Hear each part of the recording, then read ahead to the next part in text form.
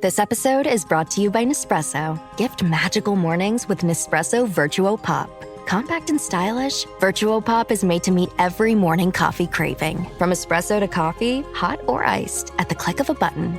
And celebrate the season with Nespresso's limited edition coffee flavors. Sweet almond and hibiscus, cinnamon and candied tamarind, and festive double espresso. Magic in the making. Shop the holiday gift collection exclusively at Nespresso.com. If we knew more about our sleep, what would we do differently? Would we go to bed at a consistent time or take steps to reduce interruptions to our sleep? With the all-new Sleep Score, Apple Watch measures your bedtime consistency, interruptions, and sleep duration. Then, every morning it combines these factors into an easy-to-understand score from 1 to 100. So you'll know how to take the quality of your sleep from good to excellent. Introducing the new Sleep Score on Apple Watch. iPhone 11 or later required. Sunday morning. Well, a lot of things happening. The suicide bill. Governor Hochul's desk, and she's trying to decide which way to go. Well, our people at WABC were in the news department were saying that a lot of people were advocating that we allow them to commit suicide or to die. With us today is Matt Vallière, Executive Director of the Patients' Right Action Fund, and he has the alternative opinion. Well, Matt, give it to us. Thanks for having me, John. Look, the assisted suicide bill in New York, Governor Hochul should absolutely veto this bill. It's just too dangerous for New Yorkers. You know, some of these advocates, they say, oh, you know, this one's been waiting, that one's been waiting, they wish they could die. I'm not belittling in any way the suffering of people who are at the end of their lives. It is a hard and difficult moment. But I will say this, is that in order to give one person who has privilege and a lot of autonomy and a lot of choices in their lives, one more means to an end that they already have access to, that is killing themselves. There's no dearth of lethal means in this country. We have, a suicide epidemic on our hands because of it. These bills don't do anything for patients. They do everything for doctors. It removes liability from doctors in helping somebody to kill themselves. So what you have, and it also helps the insurance companies a great deal. Well, so it could, right? So insurance companies have stayed out of this fight. But the fact of the matter is that for-profit insurance companies and budget-starved bureaucracies trying to insure people for their health care gain tremendously, because if you opt out with 6 months left in your health care spending, then they save millions. And the Canadian system, there was one of the Canadian universities that showed through a study that by legalizing assisted suicide and euthanasia they save the single-payer system $150 million a year. So, when some people don't have equal access to all the care and they don't have all the options, and you put killing yourself on the table as one of the quote-unquote healthcare therapies that alleviates pain, it seems to me that when you don't have the range of options and you're not empowered to make them, that looks a lot less like autonomy and a lot more like eugenics. Additionally, in the last 10 years, 15 years, medical science has come so far in the areas of hospice and palliative care. If you're suffering at the end of life, the likelihood that you need a new set of doctors is very high. I mean, they can alleviate nearly 100% of physical pain at the end of life if the patient's willing to be asleep. This isn't about physical pain. If you look at the data reports that come out of some of the legal states and the states that do track why people are requesting lethal drugs in the first place, physical pain doesn't even hit the top 5.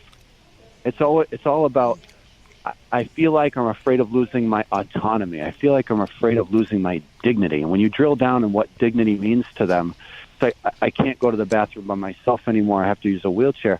What are we going to say to the millions of people in the America today that use a wheelchair or that need help going to the bathroom? Is their life no longer dignified? No, absolutely not.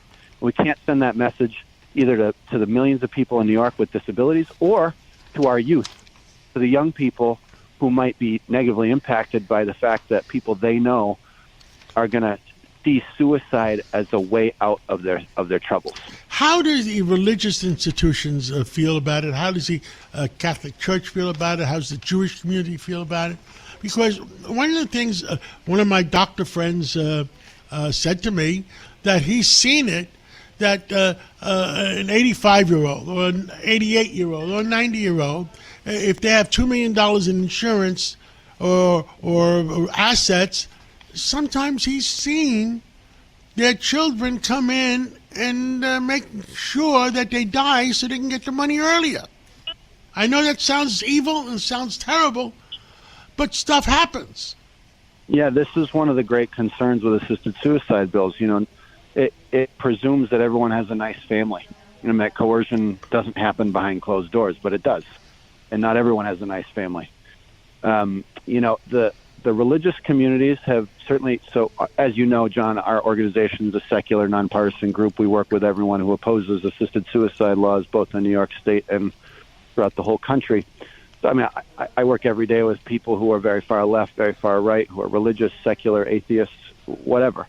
But I'll tell you that by and large, the religious communities oppose this, both on religious grounds. Certainly, there's there are various ideas about the sanctity and dignity of people's lives, and the inherent value of every human being, regardless of their health or disability status. But it also, most religious communities, whether Muslim, Hindu, Jews, Christians, often have a great solicitude for the vulnerable and the poor, people who are historically underprivileged groups. And when you have a public policy like this is the big question. Do you make public policy that benefits, supposedly, this extremely small group, a private interest, or do you do what's good for the public, for the greatest number of people? And we and our religious allies are particularly concerned that people from historically underprivileged groups, underrepresented groups, they're going to get the short end of the stick on this, and that vulnerable people don't have the same options and the same access as everybody else. We're running out of time. You have a website people can go to?